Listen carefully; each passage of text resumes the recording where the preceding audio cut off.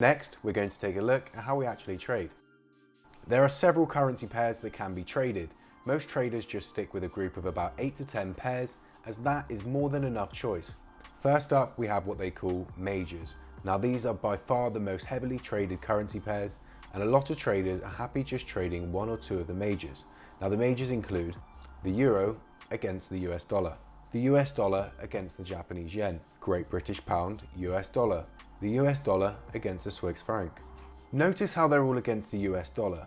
Therefore, when traders discuss these pairs, they simply refer to them as just the euro, the yen, the pound or cable, or the Swissy. Then we have the second tier pairs, and these include the following: the Australian dollar against the US dollar, the US dollar against the Canadian dollar, the New Zealand dollar, the US dollar. Again, these pairs are all against the US dollar, so they are simply referred to as the Aussie, the Loonie and the Kiwi. Now the term Loonie actually comes from the first Canadian coin.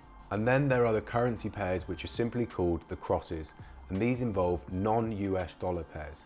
Some of the most popular crosses include the euro against the Great British pound, the Great British pound, the Japanese yen, the euro against the Great British pound. There are quite a few others, but these are just three of the most popular in terms of trading volume. Now, a lot of traders prefer to trade their home currency as they feel they have a better understanding of it. It's entirely your choice which currency pairs that you trade and how many you choose to work with. Now, for the sake of trying to keep things as simple as possible for you at the start of your trading journey, I'm not actually going to run through all of the various different pairs, as I think this is going to be a little bit confusing and counterproductive. What I will say is there are 179 legal currencies across the globe, and brokers will allow you to trade 40 or 70 of these. So there are plenty for you to choose from. For more great trading related content, head over to the Tips to Pips website and subscribe to our YouTube channel. Until next time.